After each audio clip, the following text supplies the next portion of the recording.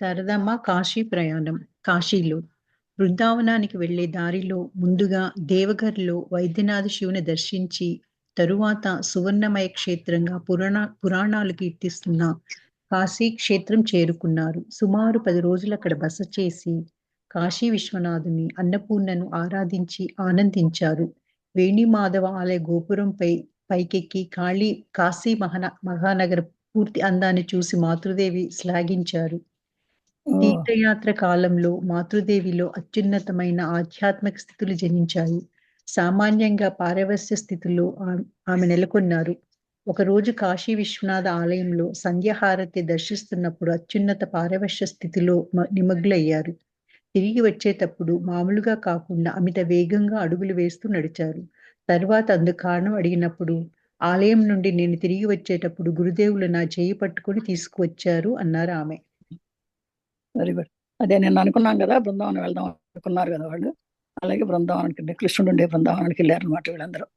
వెళ్ళే దారిలో ముందుగానే దేవఘర వైద్యనాథ్‌లో ఉంది కదా! అది కూడా ఒక శివపీఠం. అద్భుతమైనటువంటి శివపీఠం వైద్యనాథలింగం. ఆ వైద్యనాథలింగం దర్శించి అక్కడి నుంచి సువర్ణమయమైన క్షేత్రంగా పురాణాలు కీర్తన కాశీ క్షేత్రం చేరుకున్నారు.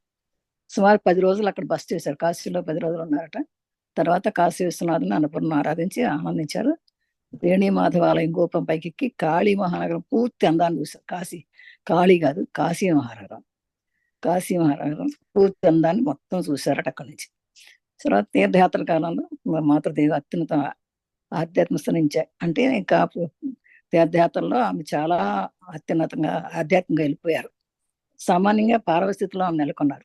ఒకరోజు కాశీ విశ్వనాథ ఆలయంలో సంధ్యాహారతి దర్శిస్తున్నప్పుడు అత్యున్నత పార్వస్థితిలో నిమగ్నం. అంటే ఆ విశ్వనాథ ఆలయంలో కాశీ విశ్వనాథ ఆలయం అంటే గొప్పది కదండి. అక్కడ సంధ్యాహారతి ఇస్తున్నప్పుడు ఈమె చాలా ఆనందం పొందారు. అంటే ఆత్మానందం పొందారు అనమాట. తిరిగి వచ్చేటప్పుడు కూడా మామూలుగా కాకుండా చాలా అడుగులు వేసుకుంటూ నడిచారు. అందుకు కారణం ఏంటమ్మా ఇంత తొందరగా నడుస్తాం అందరూ అడిగితే అప్పుడు అన్నారట, ఆమె ఆలయం నేను వచ్చేటప్పుడు గురుదేవులు నా చేయి పట్టుకుని తీసుకొచ్చారు అంత అన్నారట. అందుకే అంత స్పీడ్గా నడవగలిగానని కూడా చెప్పారట. ఒకరోజు అనుభూతి కాశీలో నివసిస్తున్న మహాత్ముడు భాస్కరానంద స్వామిని అందరూ దర్శించారు. ఈ విషయంగా మాతృదేవి ఇలా చెప్పారు. బృందావనం వెళ్లే దారిలో భాస్కరానంద స్వామిని దర్శించాను. గురుదేవుల నిర్యాణ శోకంతో ఉన్న రోజులవి. నేను చూసినప్పుడు ఆయన దిగంబరులే ఉన్నారు. కానీ అది ఆయనలో ఎలాంటి శారీరక స్మరణ కలిగించలేదు. మమ్మల్ని చూడగానే ఓ అమ్మలారా సంకటపడకండి, నేను మీలో ఆ జగజ్జనినే చూస్తున్నాను అన్నారు. ఆహా! ఎంతటి మహనీయుడు! ప్రాపంచిక జ్ఞాపకాలన్నిటికి అతీత స్థితి ఆయనది. వేసవిలోనూ, చలిలోనూ ఒంటి మీద గుడ్డలు లేకుండా సమస్థితిలోనే జీవించారు. కాశీలో ఉన్నప్పుడు భాస్కరానంద స్వామిని గురించి అందరికి చాలా మంది తెలియదు. భాస్కరానంద స్వామిని కాశీలో ఉంటారన్నమాట. ఆయన వెట్టకుండా ఉండడం జరిగితే అందరూ వెళ్ళి ఏంటి నువ్వు దేవుడు అంటాడా, దేవుడు ఎక్కడ ఉన్నాడు అని అడిగేవాడు ఆయన్ని. అప్పుడు ఆయన అట్లా అంటున్నారమ్మా అని అడిగితే, అమ్మ ఇట్లా అంటున్నారు అందరం అంటే, అప్పుడంట ఆయన ఆమె వచ్చి చూపించారట ఆయన. ఇక్కడ ఎవరుంటారు నీ పక్కన అట్లంటే చాలా మంది ఉంటారండి ఇక్కడ అంటే వినరు. అయితే అమ్మ చూపిస్తుందన్నమాట ఎంతమంది ఉన్నారు కూడా.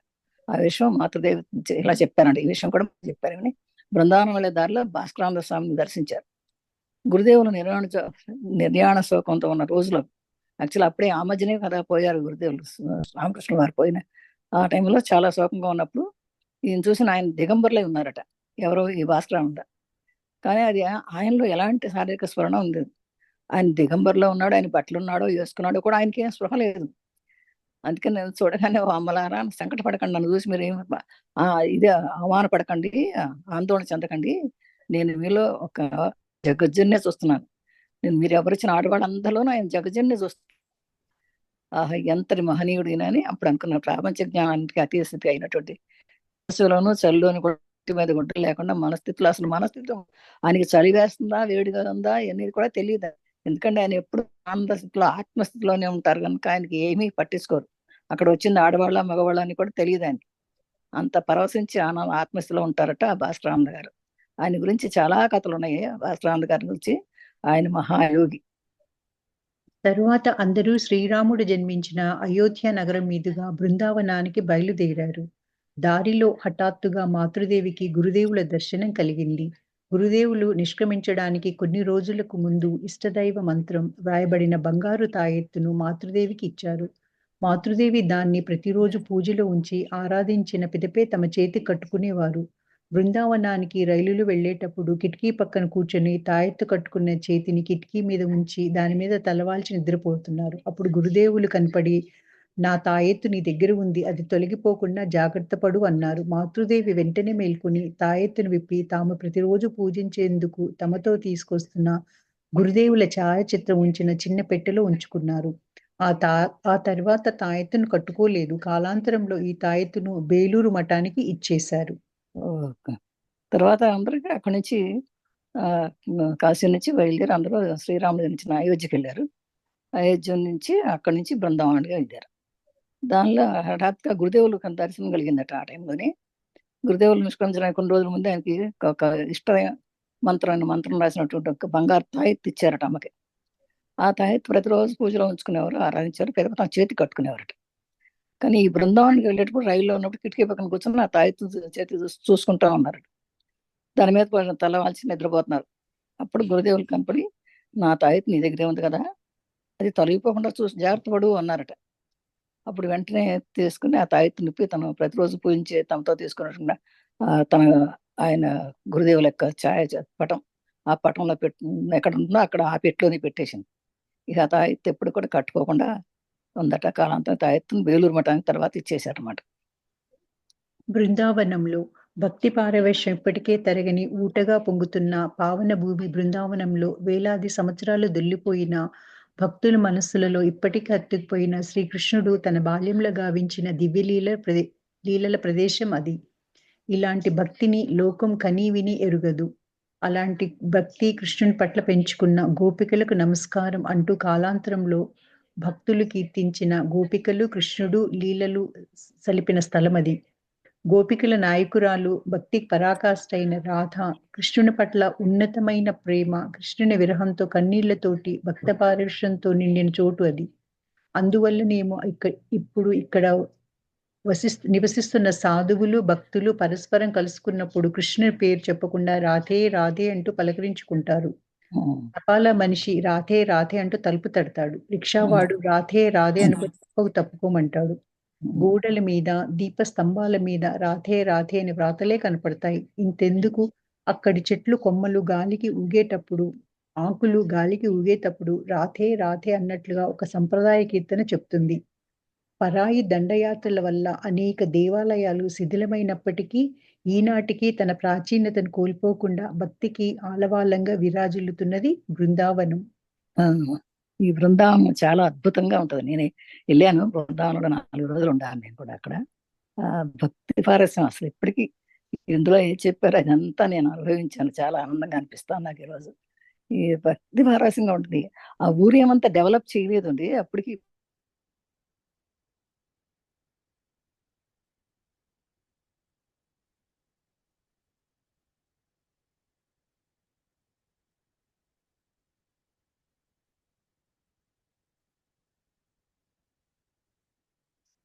అలాగే రిక్షావాడు రాధే అంటాడు సారు. పిలవగానే రిక్షా అని మనం కానీ రాధే రాధే అంటా వస్తాడనమాట. మనం డబ్బులు ఇచ్చినా రాధే రాధే అంటా తీసుకుంటాడు. అనమాట. ఇలాంటి భక్తి చాలా కనిపిస్తూనే ఉంటాయి అన్నమాట. కృష్ణుడు అందరూ కూడా ఆడవాళ్ళు మగవాళ్ళు అందరూ రాధే రాధే అని పిలుచుకుంటారు. గోపికలకు నమస్కారం అంటూ ఆంధ్రలో భక్తులు కీర్తన రోజున గోపికలు కృష్ణలీలలు అసలు ఆ కృష్ణలీల ప్రతి సందులోను గొంతులోను కూడా కృష్ణలీల కనపడతా ఉంటాయి అన్నమాట. అసలు అది భక్తికి పరాకాష్ఠ అయినటువంటి రాధాకృష్ణ ఉన్నతమైన ప్రేమ ఇప్పటికీ ఆ రోజు కొన్ని వేల సంవత్సరాలు అయిపోయినప్పుడు ఇప్పటికీ అక్కడ జరుగుతూనే ఉందన్నమాట. అక్కడ ఇళ్ళు వాకిళ్ళు అందమైనటువంటి పెద్ద పెద్ద మేడలు ఏమీ లేవు. చిన్న చిన్న ఇళ్ళే అయినా కూడా ప్రతి ఇంట్లోనూ ప్రతి ఇల్లు దేవాలయం లాగానే అనిపిస్తుంది. ప్రతి ఇల్లు కృష్ణాలయం లాగానే అనిపిస్తుంది అనమాట. ఆ కృష్ణ అసలు ఆ అందము ఆ డెకరేషన్ విపరీతంగా అసలు అక్కడికి వెళ్తే మనకి నోరు తెరిచి నిలబడిపోయాను నేనైతే చూసి. ఎంత అసలు అక్కడి నుంచి రాబుద్ది కాదు. ఇక బలవంతంగా ఈడ్చుకొచ్చినట్లే రావడమే అనమాట. అంత భక్తి పారవశ్యంతో మునిగిపోతాం అక్కడ ఎవరో చూసినా సరే. ఉన్నతమైన ప్రేమ కృష్ణుడి అంత కన్నీళ్ళు అసలు ఎలా అంటే అసలు కళ్ళ నుంచి నీళ్ళు అలా వచ్చేస్తాయి ధారగా.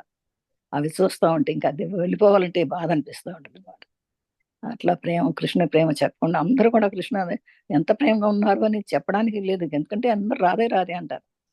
ఎవరైనా పలకరించుకోవాలని తలుపు కొడితే రాధే రాధే, పోస్ట్ ఆడు తబలు కొట్టి రాధే, ఎవరింటికి వచ్చినా సరే దెబ్బలు కొట్టి ఏమండి ఉన్నారా అని అడగరు, రాధే రాధే అంటారు అంతే. అంటే రిక్షావాడు కూడా, రిక్షావాడిని చూసి నేను ఆశ్చర్యపోయాను. ఏమంటా రాధే రాధే అంటాడు, ఎక్కడికైనా అడగడు, వచ్చి నుంచుని రాధే రాధే అంటాడు. అప్పుడు చెప్పాలి మనం. కూర్చున్న తర్వాత రాధే రాధే ఎదురెవరిని వచ్చారనుకోండి రాధే రాధే అని కొడతాడనమాట. బెల్ కొడితే కూడా గోడల మీద, దీపస్థానాల మీద, అన్ని చోట్ల కూడా రాధే రాధే అనే రాతలే ఉంటాయి. వేరే ఈతలు ఏమీ ఉండవు అక్కడ. అట్లాగే అక్కడ కోతులు ఎక్కువగా ఉంటాయి, బాగా కోతులు ఉంటాయి. అదేంటో అక్కడ కోతులు పండు తీసుకెళ్ళటం కాదు, మన కళ్ళజోడు ఎత్తుకుపోతాయండి అక్కడ. ఏంటో మరి విపరీతంగా. మా ఫ్రెండ్ ఒక ఆవిడ అలా చెప్పారు, అక్కడ రిక్షా వాడు చెప్పారమ్మా, చస్మా అందరు రకం చస్మా అందరు, వాళ్ళంతా హిందీ మాట్లాడతారు అక్కడంతా. అందుకని కోతులు వచ్చి తీసుకెళ్ళిపోతాయని అందరు కళ్ళజోడు తీసి చేత్తో పట్టుకోండి, పరసులో పెట్టుకోండి అని చెప్తారు. మరి కొంతమందికి కళ్ళజోడు లేకపోతే మెట్లు ఎక్కడ దిగడం కష్టం అవుద్ది కదా, అందుకని పెట్టుకోకపోతే ఎక్కడి నుంచి వస్తుందో తెలియదు, ఆ కోతి వచ్చి ఆ కళ్ళజోడు లాక్కెళ్ళిపోతాయి. తర్వాత ఎప్పటికో కానీ ఆ కోతి కింద పడేసింది, తెచ్చుకున్నారు అనుకోండి, అది వేరే విషయం. కానీ అట్లా ఉంటది అనమాట అక్కడ. అక్కడ ఎవరు చూసినా రాధే రాధే రాధే అంటూ ఉంటారు. అది ఒక సంప్రదాయ కీర్తనలాగా అయిపోయింది. పరాయి దండయాత్రలు వచ్చిన తర్వాత ఎన్ని కూడా శిథిలాలు అయిపోయినాయి. కానీ సిద్ధం అయిపోయిన శిథిలాల్లో కూడా ఈనాటికి కూడా అవి కనపడతానే ఉంటాయి అన్నమాట. ఆ విగ్రహాలు పెట్టుకుని వాడు పూజలు చేస్తానే ఉన్నారు. ఆ మొండి గోడలు ఉంటాయి కొన్ని చోట్ల, అయినా సరే మట్టి గోడలు అయినా సరే ఆ లోపల ఆ విగ్రహం, ఆ కృష్ణ విగ్రహం పెట్టుకుని పూజలు జపాలు చేస్తానే ఉంటారు, సంగీతం చేస్తానే ఉంటారు, పాటలు పాడుకుంటూనే ఉంటారు. ఎప్పుడు ఆ నామం వదలకుండా ఉంటారు అనమాట. ఎక్కువ అందరి నోళ్ళలోనూ రాధే రాధే రాధే రాధే అంటారు. చదవండి. మాతృదేవి వేదనామయ ఎడబాటు. మాతృదేవి సెప్టెంబర్ నెలలో బృందావనానికి వెళ్లారు.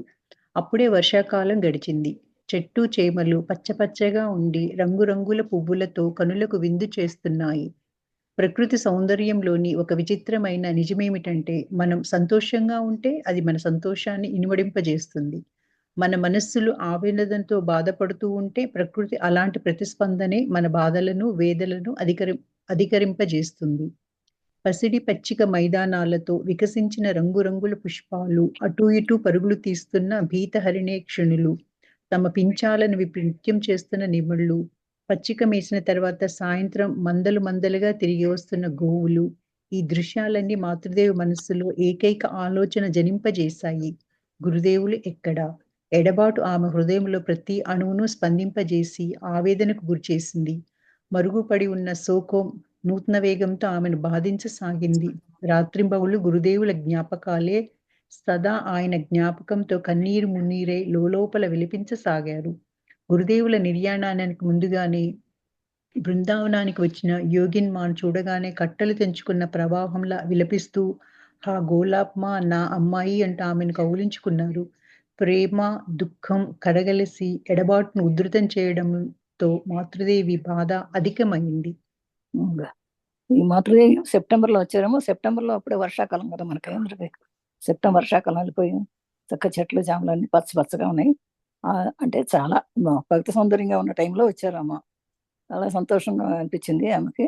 చాలా ఆ విధంగా ప్రకృతి మనం ఎలా చూస్తే అలాగే ఉంది. ప్రకృతి మనం అందరం చూసి ఆనందపడుతుంటే అది ఆనందాన్ని ఇస్తుంది. ప్రకృతి గురించి మనం ఏమైనా ఏడిస్తే అది కూడా ఏడిపోయి అనిపిస్తుంది. అట్లాగే మనం ఎప్పుడు ప్రకృతిని చూస్తున్నప్పుడు మనం ఆనందంగా ఉండాలి. అట్లాగే ఎందుకంటే అది వర్షాకాలం వెళ్ళిపోయిన తర్వాత కదా, అందుకని రంగుల పుష్పాలన్నీ తోటలే. బృందావనం అంటేనే ఒక తోట కదా. ఆ బృందావనంలో చూస్తుంటే అక్కడ ఉన్నటువంటి ఆ లేడు, ఆ నెమళ్ళు పెంచాలడం కానీ అన్నీ చూస్తుంటే ఎంతో ఆనందంగా అనిపించేది అనమాట. అక్కడ ఉండే గోవులు, ఆవులన్నీ తిరుగుతూ ఉంటాయి అక్కడంతా కూడా. దృశ్యం రాత్రిదేవుని ఆలోచన గురుదేవులు ఎక్కడ అని, ఎడబాటు ఎక్కడ అని కూడా అర్థంలో చూస్తూ ఉండే అనిపించేదంట. శోకం ఉండేది కాదు. రాత్రింబవళ్ళు గురుదేవుల జ్ఞాపకాలు ఎక్కువ వస్తుండేవి. ఆయనే చెప్పారు కూడా వెళ్ళమని కూడా కానీ లోపల బాధపడుతూనే ఉండేది. గురుదేవులు ఆయన పోతారానికి ముందే బృందావనానికి వచ్చి, అంతకుముందే గురుదేవులు ఉండగానే ఈ యోగినిమ వచ్చేసింది ఇక్కడ బృందావనానికి. ఎప్పుడు చెప్పాడు కదా గురుదేవులు వెళ్ళమని. అలాగే అప్పుడు ఆమె ఉంది రాగానే అక్కడికి వెళ్ళిందిగా ఆమె చూడగానే చాలా ఏడ్చేసిందట. గులామ్మ అని చెప్పేసి ఆమె కౌగిలించుకుని ఏడ్చేసి ఆమె మీద ప్రేమ దుఃఖం అన్నీ కలగలిసి, వెళ్ళిపోయావు నువ్వు అని చెప్పేసి అనుకుంటూ చాలా ఏడ్చేసిందట ఆమెను పట్టుకుని. ఈ ఆవేన ఉధృతంలో మైమరిచి ఒక చిన్నారిలా మాతృదేవి మాట్లాడసాగారు. ఒక రోజు మరణించిన ఒక వ్యక్తి భౌతిక కాయాన్ని పువ్వులతో అలంకరించి శ్మశానానికి ఊరేగింపుగా తీసుకుపోతున్నారు. అది చూసిన మాతృదేవి యోగిన్మాతో, యోగిన్ పుణ్యభూమి అయిన ఈ బృందావనంలో ప్రాణాలు వదలడానికి అతడు ఎంత పుణ్యం చేసుకొని ఉండాలి. నేను కూడా నా అవసానాన్ని నిరీక్షిస్తూనే బృందావనానికి వచ్చాను. కానీ కాస్త జ్వరమైనా రావాలి కదా! నాకు ఏమంత వయసయిపోయిందని, నన్ను చూడు, నేనెంత వయసు మళ్ళిన దాన్ని అయిపోయానో. మా నాన్న, నా భర్త, పెద్దన్నయ్య అందరినీ చూశాను కదా అన్నారు. ఆ మాటలు విన్న గోలాప్ నవ్వును ఆపుకోలేకపోయింది. నవ్వుతూ, అమ్మా మీరేమంటున్నారు? ఈ లోకంలో ఎవరు తమ తల్లిదండ్రులను చూడలేదు అంటూ మళ్ళీ నవ్వసాగారు. అది ఇప్పుడు ఆవిడంతా ఆమె ఒక చిన్నారులాగా అయిపోయిందంట మాతృదేవి. ఓ చిన్నపిల్లలాగా మాట్లాడిచ్చింది. చూడమ్మా, ఆ గోమాని పట్టుకుని, ఆ గోలామాని పట్టుకుని, ఏంటిది రోజు ఒక మరణించిన ఒక వ్యక్తిని భౌతికాన్ని పుష్పాలు తలకరించి శ్మశానం తీసుకెళ్తున్నట్టుగా దృశ్యాన్ని చూసిందట. అది చూసిన మాత్రం ఏమందట, "అయ్యో, ఈ పుణ్యభూమిలో ఈ బృందావనంలో ప్రాణాలు వదలడానికి ఎంత పుణ్యం చేసుకుంటున్నామో ఇక్కడ ప్రాణాలు వదులుతారని చెప్పేసి అంటున్నట. నేను కూడా నా అవసరం దశ నిరీక్షిస్తూనే ఉంది, బృందావనానికి వచ్చానే, కానీ కాస్త జ్వరమైనా రావాలి కదా, ఏదో కారణం ఉండాలి కదా సాగుడానికి. కానీ నాకేమీ లేదే, నాకేమంత వయసు అయిపోయిందని, నన్ను చూడు, నేనెంత వయసు మళ్ళిన దానిలా అయిపోయాను.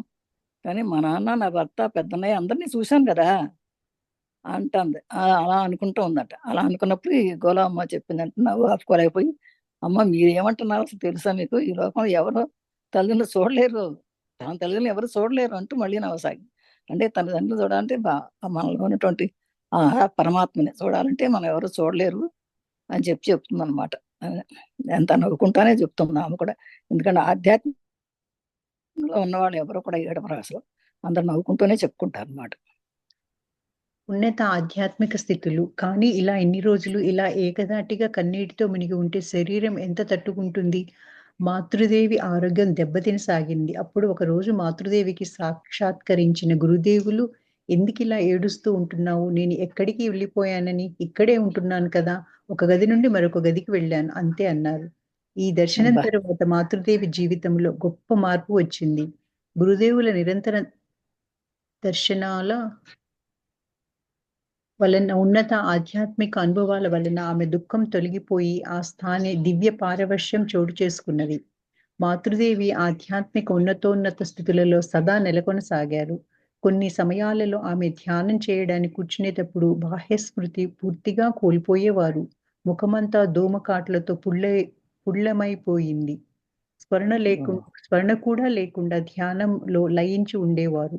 అప్పుడప్పుడు దివ్య పారవస్య స్థితులలో మగ్నులై బాహ్య జగత్తునంతా మర్చిపోయి యమునా నది తీరంలో చెప్పరాని ఆనందంతోనూ, వేగంతోనూ నడవటం మొదలుపెట్టేవారు. యోగిన్మా తదితరులు పరిగెత్తుకుంటూ వెళ్లి ఆమెను పట్టుకొని తమతో పాటు తీసుకురావలసి వచ్చేది. ఓహ్! నిదర్శనం అది. ఇప్పుడు తర్వాత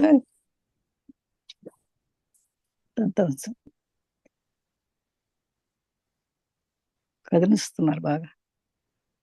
అది కొన్ని రోజుల తర్వాత ఇట్లాగే ఏడుస్తుంటే మాతృదేవి ఆరోగ్యం దెబ్బతిందట. ఒకరోజు మాతృదేవికి గురుదేవుల సాక్షాత్కరించి, "ఎందుకు ఇట్లా ఏడుస్తున్నావు? నేను ఎక్కడికి వెళ్ళిపోయానని, ఇక్కడే ఉన్నాను కదా! ఒక గదిలో నుంచి ఇంకో గదికి వెళ్ళినట్టే" అని అన్నారట.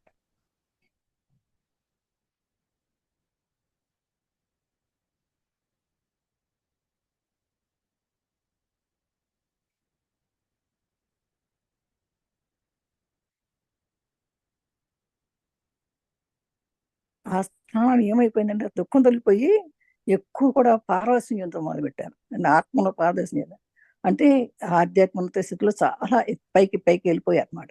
ఎప్పుడు సమయం ధ్యానం చేస్తూ, ఆ ధ్యానం చేసినప్పుడు కూడా బాహ్య స్మృతి కోల్పోయి వారు తనలో లయించిపోయేవారన్నమాట.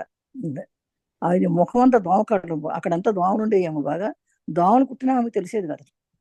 ముఖం అంతా దోమకాట్లతో పుల్లైపోయింది. అయినా ఆమెకు తెలియకుండానే ధ్యానంలోనే ఉండిపోయేవారట. ఒక్కొక్కసారి అయితే ఆ దివ్యపారవశ్యం ఉన్నప్పుడు అసలు బాహ్యమంతా మర్చిపోయేవాడట. మర్చిపోతే ఆనందంగా ఉంటే కొంతమంది ఆమెను పట్టుకొని తీసుకురావాల్సి వచ్చేదట ఒక్కసారి. అందుకే లేకపోతే ఆవిడ లేసేవారు కాదనమాట. అక్కడే ఉండిపోయేవారు. అందుకని పక్కన వాళ్ళు ఎప్పటికప్పుడు అది చూస్తూ ఉండి, ఆవిడ అవసరమైతే ఆవిడ టైం అయిపోయిందనుకుని ఆళ్ళే లేపి తీసుకొచ్చేవాళ్ళట. గురుదేవులతో తాదాత్మ్యం. ఆమె తనను పూర్తిగా మర్చిపోయింది. ఆమె చేష్టలు, నడత అన్నీ శివుణ్ణి జ్ఞాపకం చేశాయి. ఎవరైనా పేరేమని అడిగితే శివుడు అంటే చెప్పేది. భర్తకు తమను పూర్తిగా సమర్పించుకున్న ఒక భార్య స్థితిని ఒక మహాత్ముడు ఇలా వర్ణించాడు. భక్తి యొక్క ఈ తాదాత్మ్యం ఉన్నత స్థితిలో భక్తుడు భగవంతునిలో లయించిపోయి అద్వైత స్థితికి చేరుకుంటాడు. భగవన్మయంగా అయిపోతాడు. భక్తుడు భగవానుడు భిన్నులనే స్థితి అక్కడ మాయమవుతుంది. మాతృదేవి కూడా గురుదేవులు భిన్నులు కారని ఒక సంఘటన మూలంగా తెలియవస్తుంది. ఇలాంటి ఉన్నత ఆధ్యాత్మిక అనుభవాలు ఆమెకెన్నో కలిగి ఉంటాయి. కానీ ఆమె వీటిని గురించి ఏమీ చెప్పరు. ఇప్పుడు మనం చూడబోయే సంఘటన శ్రీ యోగానంద స్వామి తెలిపారు. ఆమె పూర్తిగా మర్చిపోయేదట. కంప్లీట్ గా అసలు ఆ ధ్యానంలో కూర్చుంటే తను ఎక్కడున్నానో కూడా గుర్తులేదన్నమాట. అయితే ఆమె చేసే పనులు కానీ నడత కానీ చూస్తే ఎప్పుడు కూడా శివుని జ్ఞాపకం పెట్టుకునేదట. ఎవరైనా నీ పేరేమిటి అడిగితే శివుడు అని చెప్పేదట. భర్తకు తను అసలు పూర్తిగా సమర్పించుకుందన్నమాట. భార్య ఇస్తే భర్త, భర్త ఇస్తే భార్య అన్నట్టుగా ఉన్నాడనమాట. ఆ మహాత్ముడు చెప్పాడు. ఆ మహాత్ముడు అంటాడట, భక్తి యొక్క తాదాత్మ్యంలో ఉంటే భక్తులు భగవంతులు లయించిపోతాడు. అంతే, భక్తుడికి భగవంతుడికి తేడా లేదు. అట్లా ఉంటుంది అనమాట. ఈయన భక్తులు ఎవరో భగవంతుడు ఆయనే. అలాగే ఉన్నాడు. అలా అయిపోతాడు. భగవాన్ భిన్నులు అనే స్థితి ఉండదు అనమాట. అంటే భగవాన్ వేరు, భక్తులు వేరు అనే స్థితి అక్కడ ఉండదు. కంప్లీట్ మాయమైపోతుంది. అలాగే మాతృదేవి కూడా అసలు గురుదేవులు ఎలాగో ఈయన కూడా అలాగే అయిపోయారు. ఇలాంటి ఉన్నత ఆధ్యాత్మిక అనుభవాలు ఎన్నో, ఒకటి కాదు రెండు కాదు, ఎన్నో ఉన్నాయట. కానీ వీటినన్నింటి గురించి ఎప్పుడు ఎవరు చెప్పరు. కానీ ఇప్పుడు మనం ఈ ఒక సంఘటన ద్వారా యోగానంద స్వామి రాశారు దాంట్లో. యోగానంద రాశారు. ఆయన రాసిన చోట్లయితే మనకు తెలుస్తుంది కొన్ని సంఘటనలు, లేకపోతే మనకు తెలియదు. అవి ఎన్నో జరిగినాయి, ఎన్నిసార్లు ఎన్నో జరిగినాయి అవి సంఘటనలు. చదవండి. ఇతరులతో పాటు మాతృదేవి బృందావనంలో యమునా తీరంలో కాలాబాబు స్థలంలో ఒక ఇంట్లో బస చేసి ఉన్నారు. ఒక రోజు మాతృదేవి అక్కడ ప్రగాఢ సమాధి మగ్గులై ఉన్నారు. చాలా సేపైనప్పటికీ బాహ్యస్మృతి కలగలేదు. యోగిన్ మా భగవాన్ నామాన్ని ఉచ్చరిస్తూ మాతృదేవిని బాహ్యస్మృతిలోకి రప్పించడానికి ప్రయత్నిస్తున్నారు. చాలా సేపటి తరువాత మాతృదేవికి కాస్త బాహ్యస్మృతి కలిగింది. ఇలాంటి సమయాల్లో నాకు తినడానికి ఏదైనా కావాలి అని అడిగేవారు గురుదేవులు. అచ్చం అదేలా అన్నారు మాతృదేవి. వెంటనే కొన్ని తీపి పదార్థాలు, తమలపాకులు, నీళ్లు ఇత్యాదులు ఆమె ముందుంచారు. గురుదేవులు లాగానే ఆమె అన్నింటినీ కొద్దిగా తీసుకున్నారు. తర్వాత తమలపాకులు తీసుకున్నప్పుడు దాని కాడను గురుదేవులు ఎలా తుంచేవారో అలాగే తుంచి పారేశారు. ఆ స్థితిలో అడిగిన కొన్ని ప్రశ్నలకు గురుదేవులు బదులు చెప్పినట్లే చెప్పారు. బాహ్యస్మృతి పూర్తిగా కలిగిన తర్వాత పై సంఘటనల గురించి ఆమె చెప్పినప్పుడు తాను అప్పుడు గురుదేవులతో తాదాత్మ్యమైనట్లు చెప్పారు. ఈ ఉన్నత స్థితిలోనే మాతృదేవి 2 రోజులు నెలకొని ఉన్నట్లు శ్రీ యోగానంద స్వామి తమ స్మృతులలో చెప్పి ఉన్నారు. ఓకే. అట్లాగే ఇతరులతో పాటు మాతృదేవి కూడా బృందావనంలో తిరిగారు చాలా రోజులు. యమునా తీరంలో కాలాబాబు స్థలంలో ఉండేవారట. ఒక ఇంట్లో ఉండేవారట. ఒకరోజు మాతృదేవి అక్కడ కూడా సమాధిలో ఎప్పుడు ఎక్కడ కూర్చున్నా ఆమె సమాధిలోకి వెళ్ళిపోతారు. అంటే కదలడం మెదలడం అనమాట. చాలాసేపు కూర్చుంటారు అలాగే. అంటే బాహ్యస్మృతి ఉండదు. ఎక్కడున్నానో, ఏమున్నానో, ఏం చేస్తున్నానో, ఎవరున్నారో పక్కన అనేది ఏమి ఉండదు ఆమెకి.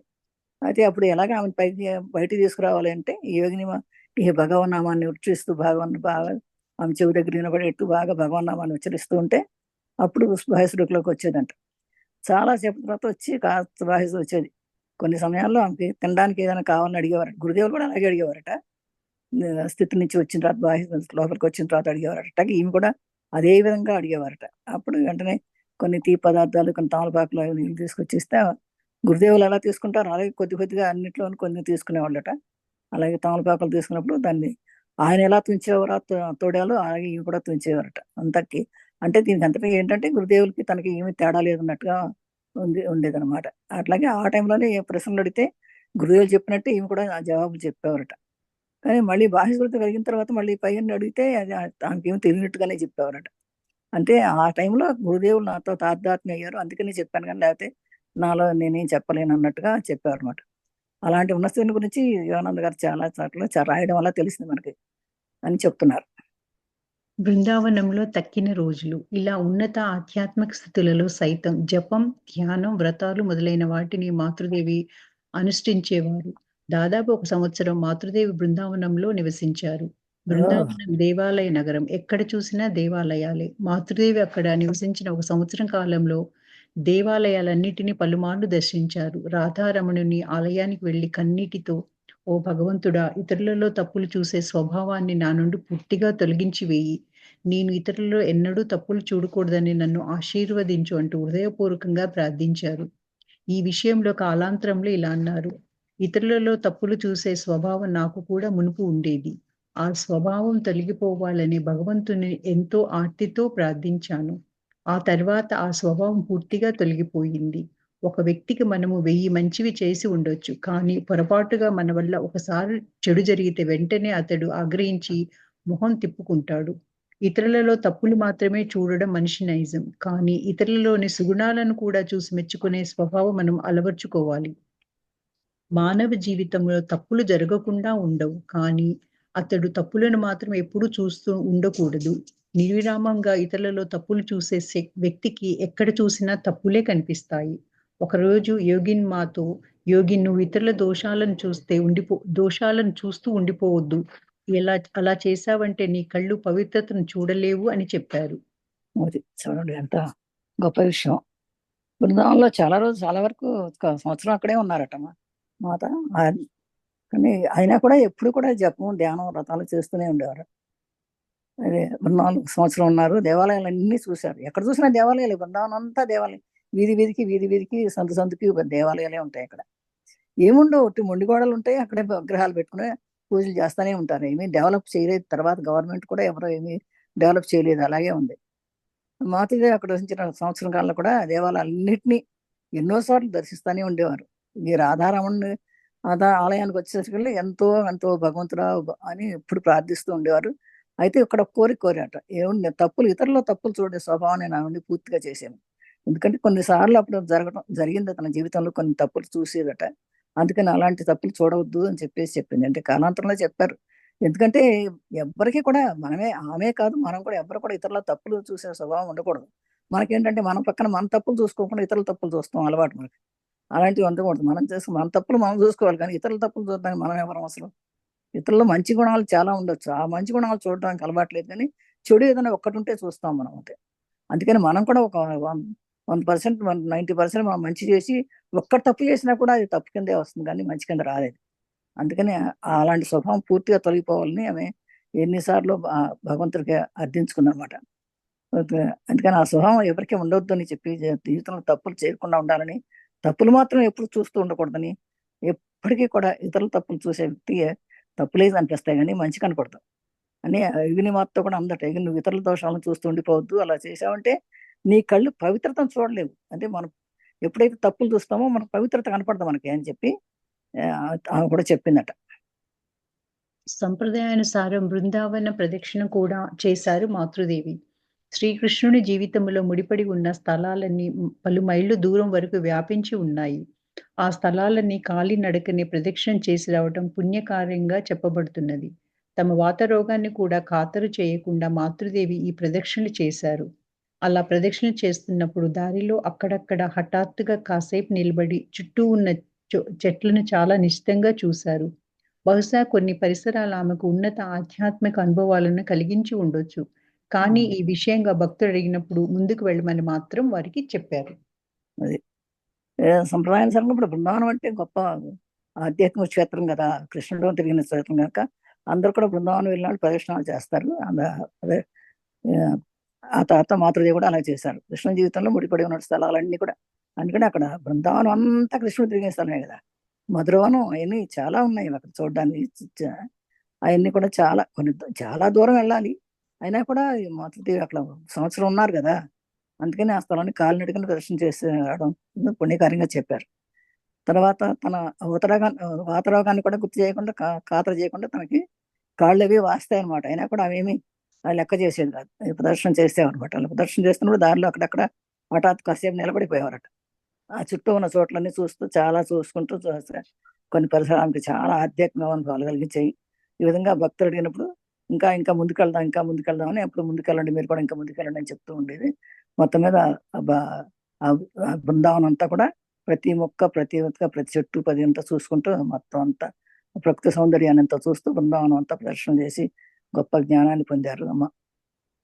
మంత్రదీక్ష ఇలాంటి అత్యున్నతమైన ఆధ్యాత్మిక స్థితిలో నెలకొని ఉన్న రోజుల కంటే మాతృదేవి గురువుగా తమ బాధ్యతలు స్వీకరించడానికి సముచిత సమయం మరొకటి ఉండగలదా? అందువల్ల గురుదేవులు ఒకరోజు మాతృదేవికి కనిపించి యోగిన్కు మంత్రదీక్ష ఇవ్వమని చెప్పారు. ఒకరోజు గురుదేవులు నాకు కనిపించి యోగిన్‌కు మంత్రదీక్ష ఇవ్వవలసిందని చెప్పారు. నేను భయపడ్డాను, సంకోచించాను. ఇదేమిటి ఇంతలోనే మాతృదేవి శిష్యులను సేకరించడం ప్రారంభం చేశారు అనే కదా ఇతరులు అనుకుంటారు అనే సిగ్గు ఒక పక్క. కనుక నేను దీక్షనివ్వలేదు. కానీ గురుదేవులు 3 రోజులు వరుసగా కనిపించి నేను యోగినికి మంత్రదీక్ష ఇవ్వలేదు. ఆ కార్యం ఇప్పుడు నెరవేర్చు అంటూ మరీ మరీ చెప్పారు. దానితో పాటు అతనికి ఇవ్వాల్సిన మంత్రం కూడా ఏమిటో చెప్పారు. అంతవరకు నేను యోగిన్‌తో మాట్లాడింది కూడా లేదు. కనుక యోగిన్ సహాయంతో మంత్రదీక్ష ఇవ్వమని కూడా చెప్పారు. నేను ఈ విషయంలో ఆమెతో చెప్పాను. ఆమె యోగిన్‌ను అడిగినప్పుడు గురుదేవులు తనకు మంత్రదీక్ష ఇవ్వలేదని చెప్పాడు. అంతేకాదు ఆయన ఈ మధ్య అతడికి కనిపించిన నా వద్ద మంత్రదీక్ష తీసుకోమని చెప్పినట్లు, ఈ విషయం ఎలా నాతో చెప్పాలా అని తటపటాయిస్తున్నట్లు చెప్పాడు. ఇలా మా ఇద్దరికీ గురుదేవుల ఆదేశం లభించినందున నేను అతనికి మంత్రదీక్షను ఇచ్చాను. ఇచ్చాను. అది ఎలా అంటే చాలా అత్యున్నతమైన ఆధ్యాత్మిక స్థితిలోకి వచ్చేసారు అమ్మగారు. ఆ అమ్మ వచ్చేసరికల్లా ఇక ఇదివరకు రోజుల కంటే కూడా గురుదేవుల బాధ్యత ఎక్కువగా స్వీకరిస్తూ తనకు సమయం వచ్చినప్పుడల్లా గురుదేవులను చూసుకుంటూ ఉండేవారనమాట. అట్లా గురుదేవులను చూస్తున్న మాతృదేవి కనిపించే ఒక రోజున యోగిని మంత్రదీక్ష చేయమని చెప్పాడు. అప్పుడు ఎప్పుడైతే గురుదేవులను మనసులో స్మరించుకోక ఆయన చెప్పారు, ఈసారి యోగినికి నువ్వు మంత్రదీక్ష ఇవ్వు, నేను ఇవ్వలేదు ఆయనకి, అందుకని నువ్వు ఇవ్వమని చెప్పారట. అయితే నేను భయపడింది. నేను అందుకంటే ఎప్పుడు మంత్రదీక్ష ఎవరికి ఇవ్వలేదన్నమాట. నేను దేవుటి ఇవ్వటం ఏంటి ఇంతలోనే నాకు ఒక శిష్యుడా నేను శిష్యులను సేకరించడం ప్రారంభించాను అని ఇతరులకు అనుకుంటారని కూడా ఒక సిగ్గు వచ్చిందట. అందుకే తను మాత్రదీక్ష ఇవ్వలేనని చెప్పేసి గురుదేవులు చెప్తే గురుదేవులు 3 రోజులు వరుసగా చెప్పారట. వరుసగా వచ్చి లేదు నువ్వు ఇవ్వాల్సిందే అని చెప్పేసి ఏంటో అంతవరకు. మంత్రదీక్ష రోజు మాతృదేవి తమ గదిలో పూజ చేశారు. తర్వాత యోగిన్‌కి రమ్మని కబురు పంపారు. అతడు వచ్చినప్పుడు పక్కన కూర్చోమన్నారు. పూజ చేస్తున్నప్పుడు సమాధి స్థితిలోనికి వెళ్ళిపోయారు. ఆ స్థితిలోనే మంత్రదీక్ష ప్రసాదించారు. ఆమె మంత్రాన్ని బిగ్గరగా ఉచ్చరించినందువల్ల పక్క గదిలోని యోగిన్‌మాకు కూడా ఆ మంత్రం వినపడిందట. ఇలా మాతృదేవి అవతార కార్యంలో ఒకటైన మంత్రదీక్ష భక్తికి నిలయమైన బృందావనంలో ప్రారంభమైంది. అది ఈ మంత్రదీక్ష ఇవ్వడం అనేది బృందావనంలోనే జరిగిందన్నమాట. వాడు ఇవ్వను అన్నా కూడా గురుదేవులు పదే పదే చెప్పి 3 రోజులు వరుసగా చెప్పి లేదు నువ్వు ఇవ్వాల్సిందే అని చెప్పారు. అది కూడా ఏం చెప్పాలో ఏ మంత్రం చెప్పాలో అని కూడా ఆయన చెప్పడం జరిగింది. అది చెప్పడం వల్ల దానికి వాళ్ళకి కూడా తీసుకునే వాళ్ళు కూడా నాకు కూడా గురుదేవులు చెప్పడం వల్ల వాళ్ళు కూడా చెప్పమని అడగటం వల్ల ఈ మంత్రదీక్ష తీసుకోవడం జరిగింది అనమాట. ఇలా తటపటాయిస్తున్నప్పుడు కూడా ఇద్దరు గురుదేవుల ఆదేశం ప్రకారంగానే వాళ్ళు కూడా తీసుకోవడం రెడీగా అయ్యారు. అందుకని కొన్ని రోజులు మంత్రదీక్ష మాతృదేవి గదిలో పూజ చేసి ఆమె యోగిని రమ్మని కబురు చెప్పారు. అప్పుడు వచ్చినప్పుడు కూర్చోమన్నారు. అప్పుడు పూజ చేస్తున్న సమాధిలోకి వెళ్ళిపోయింది ఆవిడ. ఆ స్థితిలోనే సమాధిలో ఉన్నప్పుడే మంత్రదీక్ష ఇచ్చారట. ఆ మంత్రాన్ని బిగ్గరగా చెప్పడం వల్ల పక్క గదిలో వాళ్ళకి కూడా వెళ్ళిపోయి యాక్చువల్లీ మంత్రం చెప్పేటప్పుడు చాలా సైలెంట్ గా చెవులో చెప్తారు కొంతమంది మహానుభావులు అయితే. అది చెప్తే ఇది బిగ్గరగా చెప్పేసరికి పక్కన వాళ్ళకి కూడా వినపడేటట్టుగా చెప్పిందట. ఇలా అవతార కార్యంలో కాటన్ మాతృదేవి మహాభక్తికి ఒక నిలయం అయిపోయింది మంత్రదీక్ష ఇవ్వటం అనేది అన్నమాట. తర్వాత చాలా మందికి ఇచ్చి ఉండొచ్చు ఆమె. కొనసాగిన యాత్ర. బృందావనంలో 1 సంవత్సరం ఉన్న తరువాత ఇతరులతో పాటు మాతృదేవి హరిద్వార్ వెళ్లారు. అక్కడ పవిత్ర తీర్థమైన బ్రహ్మకుండలో మాతృదేవి గురుదేవుల అస్తులలో ఒక భాగాన్ని కలిపారు. కొండ మీదున్న చండీ ఆలయాన్ని కూడా దర్శించారు. ఆహ్, అస్ తర్వాత జైపూర్, పుష్కర దర్శించి తిరిగి వచ్చారు. దారిలో పవిత్రమైన గంగా, యమునల సంగమమయ్యే అలహాబాద్‌లో బస చేసి త్రివేణి సంగమంలో గురుదేవుల శిరోజాలను సమర్పించారు. ఈ విషయంగా మాతృదేవి ఇలా అన్నారు. త్రివేణి సంగమానికి నేను వెళ్ళినప్పుడు నది ప్రశాంతంగా ప్రవహిస్తూ ఉన్నది. సంగమంలో కలపడానికి నేను గురుదేవుల శిరోజాలను చేతిలో తీసుకున్నప్పుడు హఠాత్తుగా ఒక పెద్ద అల ఉవ్వెత్తున లేచి నా చేతిలో ఉన్న శిరోజాలను లాక్కొని వెళ్ళిపోయింది. ఆ తీర్థం గురుదేవుల శిరోజాలతో మరింత పావనం అవ్వడానికి ఇలా ఉరుకుతూ వచ్చినట్లు అనిపించింది. అది. అలాగే ఈ యాత్ర కొనసాగుతూనే ఉందన్నమాట. బృందావనం నుంచి కూడా ఓ సంవత్సరం బృందావనంలో ఉన్న తర్వాత ఇంకా ఇతరులతో పాటు మాతృదేవి ఇంకా హరిద్వార్ వెళ్ళారట. అక్కడ కదా పవిత్ర తీర్థమైన బ్రహ్మకొండ ఉంది అక్కడ. నేను కూడా వెళ్ళాను హరిద్వార్. అక్కడ పవిత్రగా బ్రహ్మకొండ ఉంది. అక్కడ కూడా మాతృదేవి గురుదేవుల అస్థికలను అక్కడ కలిపారు అనమాట కొన్ని. ఆ కొండ మీద చండీ ఆలయం కూడా ఉంది. కొండ మీద కొంచెం దూరంగా చండీ ఆలయం ఉంది. ఆ చండీ ఆలయంలో కూడా దర్శించారు. తర్వాత జైపూర్ వెళ్ళారు. జైపూర్ తర్వాత అక్కడి నుంచి పుష్కరం దర్శించారు. పుష్కర స్నానం చాలా గొప్ప స్నానం అండి. అక్కడ పుష్కరం దర్శించి అక్కడే బ్రహ్మ దేవాలయం కూడా ఉంటుంది. అక్కడ ఒక్కసాటే ఉంటుంది, ఇంకెక్కడ లేదు బ్రహ్మకి దేవాలయం. అక్కడ ఇంకా రాయలేదు కానీ అక్కడ పుష్కరం దగ్గర ఉంటదన్నమాట. ఆ పుష్కరంలో స్నానం చేసి దర్శించి అక్కడి నుంచి దారిలో గంగా యమునతో సంగమయ్యేట అలహాబాద్ వెళ్ళి అలహాబాద్లో ప్రయాగ దగ్గర అక్కడ స్నానం చేసి అక్కడ త్రివేణి సంఘంలో గురుదేవుల శిరోజాలను కూడా అక్కడ సమర్పించారట. అదే విషయం మాతృదేవుల త్రివేణి సంగమానికి నేను వెళ్ళినప్పుడు నది ప్రశాంతంగానే ఉంది, కానీ సంగమంలో కలవడానికి నేను గురుదేవుల శిరోజాలను చేతుల్లో తీసుకున్నప్పుడు హఠాత్తుగా వచ్చి ఆ ఉవ్వెత్తు నుంచి నా శిరోజాలను లాక్కెళ్ళిపోయింది. ఆ తీర్థం గురుదేవుల శిరోజం మరింత పావనం అవడానికి కారణమనే, అందుకని ఉరుక్కుంటా వచ్చిందని అనిపించిందట. ఈ వితంతువైన లక్ష్మి అక్కడ సాంప్రదాయాల శిరోజంలో చేయించుకుందట. లక్ష్మి అన్న కూతురు ఉంది కదా, ఆమెతో పాటు అక్కడికి వచ్చింది కదా, ఆమె శిరోమండనం చేసుకుని అంటే గుండు చేయించుకుంది అనమాట. అక్కడ మాతృదేవి అలా చేసుకోలేదు, తన భర్త మరణాంతితులు, అందుకని తన భర్త ఏం చనిపోలేదు. మాతృదేవి ఎప్పుడు అంటే తన గురువుదేవులు చనిపోలేదు, తనతోనే ఉన్నారనుకుంటుంది కదా, అందుకని తను ఎప్పుడు విడో అనుకోలేదు తను ఎప్పుడు కూడా. అందుకని తను అట్లా శిరోజంలో శిరోమండనం చేసుకోలేదట. పరిణామరహితులు అయినప్పుడు ఆమె అలా వితంతురాలు, ఆమె నిత్య సుమంగళి అని ఎప్పుడు మాతృదేవి కలకత్తాలో తిరిగి వచ్చారు అనమాట. తర్వాత మాతృదేవి తిరిగి వచ్చేసారు, కలకత్తాకు వచ్చేసారు అనమాట తిరిగి. మళ్ళీ ఆమె ఎప్పుడు మితంతో అనుకోలేదు, ఎప్పుడు నిత్య సుమంగళిగానే ఉన్నారు. తపోమయ జీవితం, దుఃఖం ఎందుకు?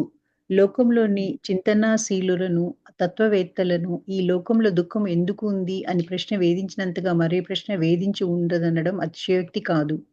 ఈ ప్రశ్నకు సమాధానం ఏమిటో సర్వులు చింతనా శక్తికి అందనిదే ఉంది.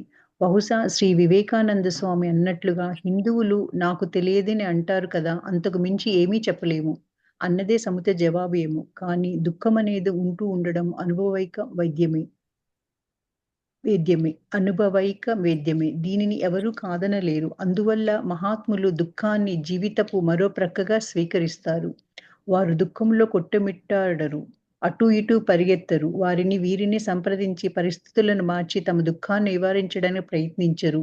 వచ్చే దుఃఖాలను యథాతథంగా స్వీకరించి వాటిని తమ జీవితపు పురోగమనానికి ఒక సోపానంగా ఉపయోగించుకుంటారు.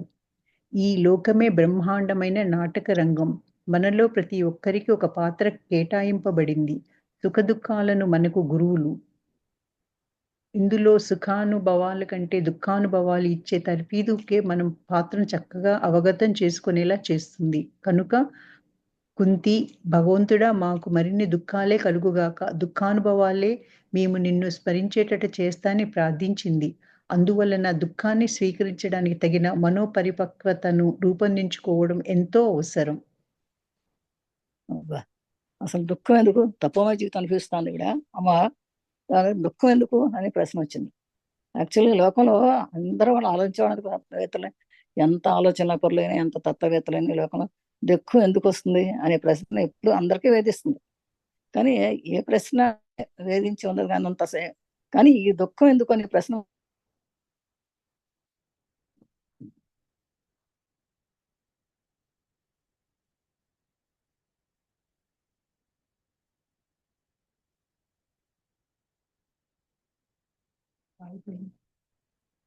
తెలియదు. ఈ దుఃఖం ఎందుకు వస్తుందని తెలియక చెప్తాం అనమాట అందరు కూడా.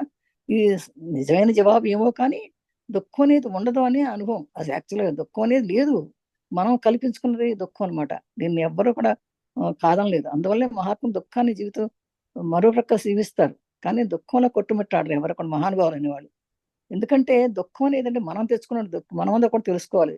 దుఃఖం అనేది మనకి భగవంతుడు ఎవరికి దుఃఖాలు ఇవ్వడు, కానీ దుఃఖాన్ని మనం తెచ్చుకుంటాం. ఎందుకంటే మనం అనవసర ఆలోచనలు చేసుకుని వాడు మంచివాడు, వీడు మంచివాడు, వీడు చెడ్డవాడు, చెడ్డవాడు, ఇలా మనం అందరినీ చెప్పుకుంటూ ఉంటాం. దానివల్ల మనకు దుఃఖాలు వస్తాయి.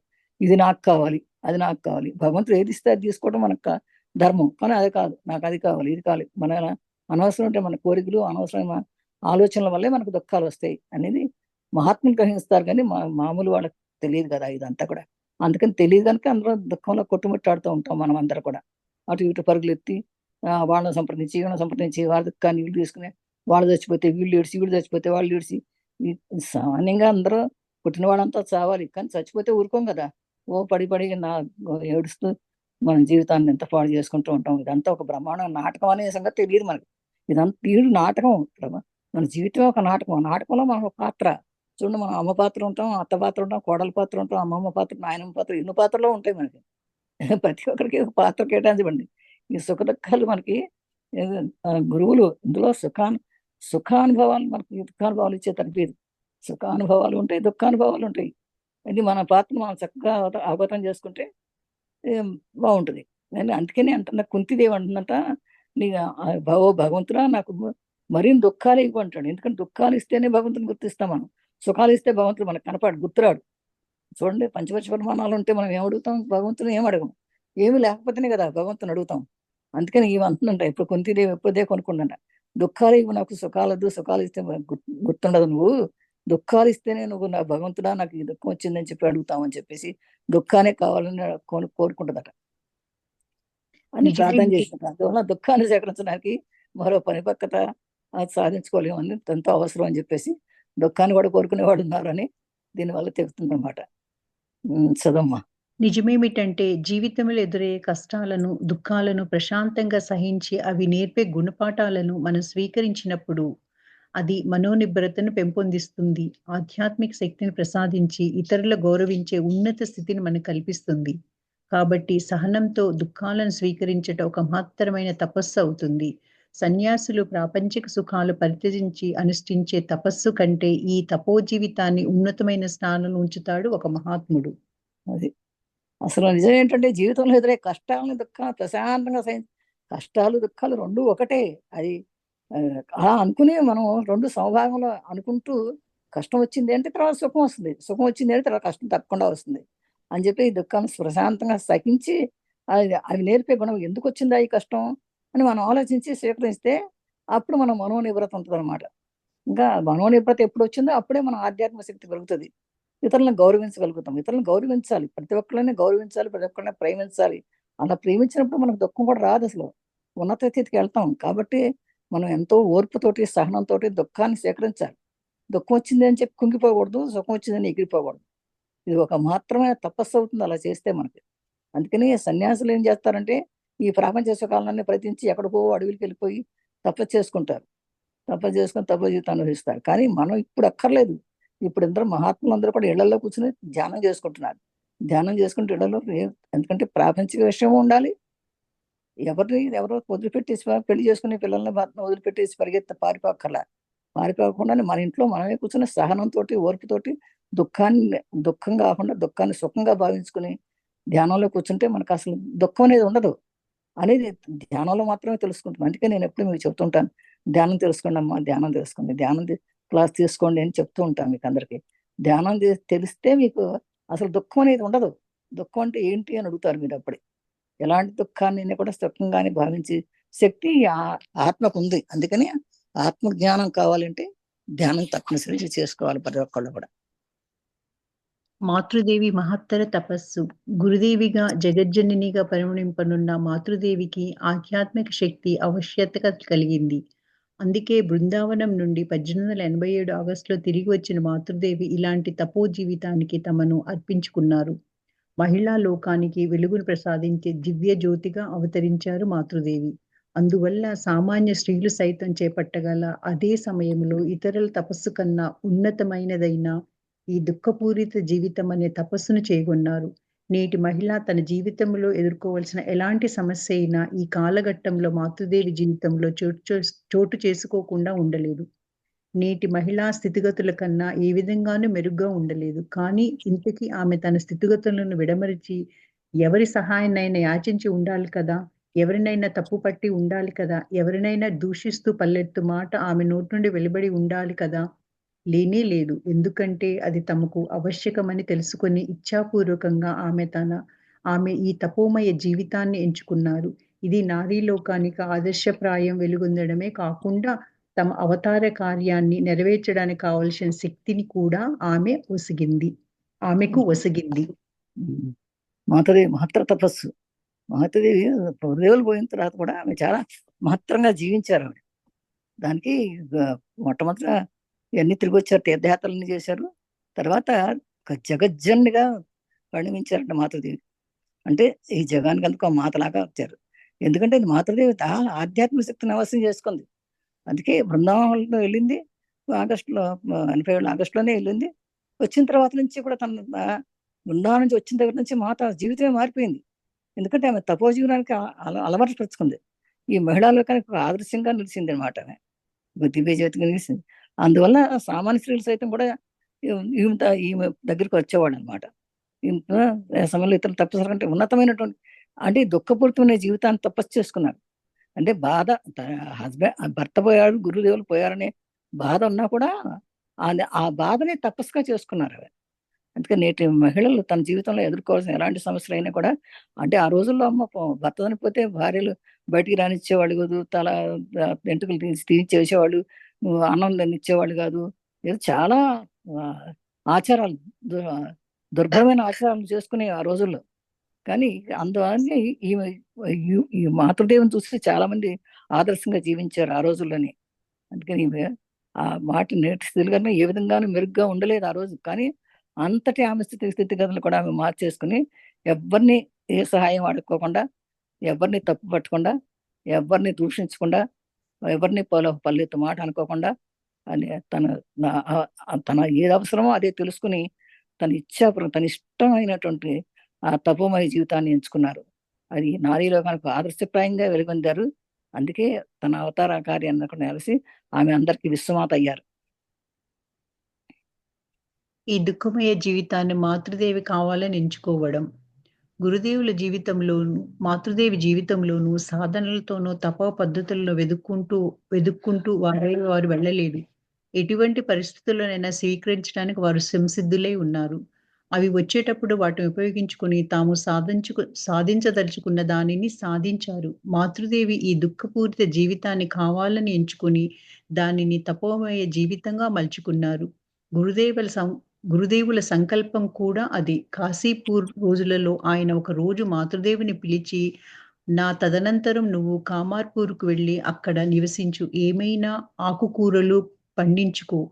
వట్టి అన్నము, ఉడకబెట్టిన ఆకుకూరలో దొరికింది తింటూ ఆధ్యాత్మిక సాధనలు అనుష్ఠించు. కానీ ఒక విషయం, ఒక చిల్లి కాసైనా ఎవరి వద్ద చేయి చాచి యాచించవద్దు. చేతులు చాచావంటే నీ తలను కుదవబెట్టినట్లే. భక్తులెవరైనా ప్రీతితో నిన్ను తమ ఇంట ఉండమని ఆహ్వానించవచ్చు. అలాంటి ఆహ్వానాన్ని కూడా మన్నించకు. అంతకంటే బిచ్చమెత్తి జీవించడం ఉత్తమం. కామార్పూర్‌లో నీ సొంత ఇంటిని వదలవద్దు. తిండి తిప్పలకు ఎలాంటి లోటు రాదు" అని చెప్పి ఉన్నారు. కానీ గురుదేవులు చెప్పినది యథాతథంగా మాతృదేవి స్వీకరించేవారు కారని మునుపే చూసాం. కాలాంతరంలో ఒక సందర్భంలో యోగిని మాతృదేవితో, "అమ్మా! కొన్ని సమయాలలో గురుదేవుల సలహాలను సైతం పాటించక దృఢంగా ఉండిపోయారు కదా! అది ఎలానమ్మా?" అని అడిగింది. అందుకు మాతృదేవి చిరునవ్వుతో, "యోగిన్, ప్రతి విషయంలోనూ మరొకరికి తలొగ్గి నడవడం సాధ్యమయ్యే పనేనా" అంటూ బదులు చెప్పారు. మరొక సందర్భంలో వైవాహిక జీవితం గూర్చి చెప్తూ, "కాలమంతా పూర్తిగా ఒక వ్యక్తికి తలవొగ్గి నడుస్తూ, అతడి బలహీనతలన్నింటికీ తాళం వేస్తూ గడిపే జీవితం జీవితమవుతుందా" అని అన్నారు. అందువల్ల భర్తకు తగిన భార్యగా మాతృదేవి జీవితం గడిపారు అని చెప్పినప్పుడు, భర్త ఏది చెప్పినా ఆలోచన రహితంగా దాన్ని తూచ తప్పక పాటించరు అని అర్థం కాదు. గురుదేవులు కూడా దాన్ని ఆకాంక్షించలేదు. ఇది గురుదేవుల ఆజ్ఞ కాదు. ఇలాంటి జీవితాన్ని మాతృదేవి అనుసరించవచ్చు అని మాత్రం సూచించారు అంటూ శ్రీ గంభీరానంద స్వామి. కనుక కామార్పూర్‌లో జీవితాన్ని మాతృదేవి ఇచ్ఛాపూర్వకంగానే స్వీకరించారనడం సబబు. ఓకే. అంటే గురుదేవులు చెప్పినట్టుగా దుఃఖమైన జీవితాన్ని ఎంచుకున్నారట. మాతృదేవి జీవితం కూడా ఎప్పుడు కూడా తపస్సు అనే తపస్వంతులుగానే స్వీకరించారు ఆమె. ఎందుకంటే వచ్చేటప్పుడు వాటిని ఉపయోగించుకుని తాము సాధించాలనుకున్న దాన్ని సాధించారు.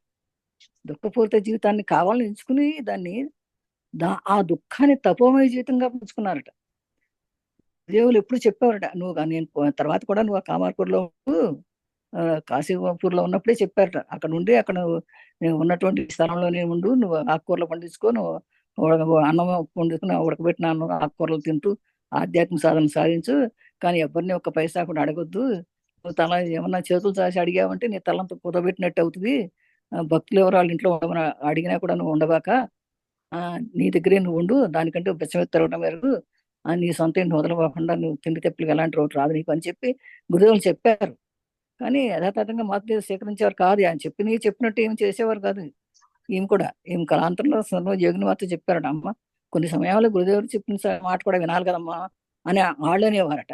దానికి అదే చిరునవ్వుతో అనేదట, "ప్రతి విషయంలోనూ మరొక తలొగ్గి సాధ్యపడ అక్కర్లేదు. ఆయన ప్రతిదానికి చూసే తప్పకుండా చెప్పాలని ఏమి లేదు అని చెప్పేవారట ఇక్కడ. అందుకని తన బలహీనత ఉన్నా కూడా తన చెప్పినాడు తన కాడ ఆలోచన చేసుకుని గురుదేవుల ఆజ్ఞ ఉన్నా కూడా అంటే ఎవరిని చేజాచి అడగొద్దనే మాట ఆమె ఖచ్చితంగా పెట్టుకున్నారు. కానీ అక్కడే ఉండాలనేది ఏముందని చెప్పేసి ఆవిడ అనుకుని ఆమె సరైన జీవితాన్ని జీవించారు అని చెప్పేసి గురుదేవులు కాదు తనంతకు తన మంచి జీవితాన్ని ఎంచుకున్నారని గంభీరానంద స్వామి గారి తన జీవితాన్ని గురించి ఎప్పుడోసారి అట్లా చేయటం మంచిది అని చెప్పి సబు అని చెప్పేసి రాశారు. ఇక రాబోయే రోజులు దుఃఖమయంగా ఉంటాయని మాతృదేవికి తెలుసు.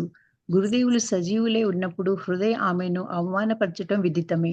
రామ్లాల్ అర్చకుడుగా నియమితులయ్యాక గురుదేవులను గౌరవించటం మానుకున్నాడు. ఇలాంటి బంధువులు కామార్పూర్లో మాతృదేవికి ఎలాంటి స్వాగతం ఇస్తారో మాకు తెలియనిది కాదు. కాశీపూర్ రోజులలో ఒకరోజు గురుదేవులు రామ్లాల్తో ఇదిగో చూడు నీ పిన్నమ్మ కామార్పూర్లో నివసించేలా చూసుకో అన్నారు. అందుకు రాములాల్ ఆమె ఎక్కడైనా నివసించని అంటూ పరిహాసపూర్వకంగా బదులు చెప్పాడు. అతడి జవాబులోని భావాన్ని గ్రహించిన గురుదేవులు ఏ మాటలు అంటున్నావు, నువ్వు కూడా ఒక మనిషిగా జన్మించావే అన్నారు ఆవేదనతో. కామార్పూర్ రోజుల గురించి మాతృదేవి ఏదైనా సందేహం ఉన్నా అది రామ్లాల్ సమాధానం విన్న తర్వాత నివృత్తి అయి ఉంటుంది. మాతృదేవి పరంగా చూస్తే గురుదేవుల నిర్యాణం కంటే గొప్ప దుఃఖం ఆమె జీవితంలో మరొకటి ఉండదు. అందువల్ల బృందావనంలో అత్యున్నత ఆధ్యాత్మిక అనుభవాలను పొందిన మాతృదేవి దుఃఖమయ కాలఘట్టంలో తపోమయ జీవితాన్ని స్వీకరించడానికి సిద్ధమయ్యారు. ఆమె దుఃఖమయంగా తెలుసుకున్నాను. దుఃఖం అనేది ఎంత అసలు గురుదేవులు ఉన్నప్పుడే తనకు తెలుసు ఎవరు ఎట్లా అంటేవాడని. ఆ రణాలు అనేవాడు అర్చకుడు ఉండేవాడు, వాడు ఎలా అగౌరవపరిచేవాడో కూడా తనకు తెలుసు. అందుకని వాడి మాట వీళ్ళ మాట ఇవేమి వినిపించుకునేది కాదు ఆమెమి. కానీ తన సంగతే తను చూసుకునేది. అందుకని ఆమెకి గురుదేవులు పోయింది అది ఒక్కటే బాధ. దానికంటే మిగిలిన బాధలని ఎంత మాత్రం అవన్నీ చిన్నవే. ఆ గురుదేవులు పోయిందని ఆ తర్వాత గురుదేవులు చెప్పినట్టుగానే బృందావనం వెళ్ళమన్నారు. బృందావనం వెళ్ళింది. అసలు బృందావనం వెళ్ళిన తర్వాత మాత్రం అక్కడ చూసినటువంటి తర్వాత ఆ వాతావరణాన్ని చూసిన తర్వాత అసలు లేదు నాకు ఒక మనిషిగా జీవించాలంటే ఏం చేయాలని బాగా పెట్టుకుంది ఆవిడ. అందుకని మాతృదేవి ఉన్నట్టు అసలు అల్లి పోయి మాతృదేవికి ఖచ్చితంగా గురుదేవుల కంటే గొప్పది ఏముండని చెప్పి బృందావనం చూసిన తర్వాత తను తప్పకుండా తను కంప్లీట్ గా అన్ని మార్చేసుకుని తన అనుభవాలని మార్చేసుకుని కేవలం తపోమయ జీవితమే ఉండాలి, అంతకంటే వేరే ఏం అక్కర్లేదు, ఇంకా వేరే ప్రాంతాలు అక్కర్లేదు, నేను ఎలా బతకాలి కూడా అక్కర్లేదు నేను అని చెప్పేసి నేను ఎక్కడున్నా సరే తపోమయ జీవితంలో ఉంటే నాకు ఇంకేమీ అక్కర్లేదు అని చెప్పేసి ఆమె నిర్ణయాన్ని ఆమె స్వీకరించుకున్నారు. ఆమె జీవితాన్ని తపోమయ జీవితం ఆమె సిద్ధమయ్యారట.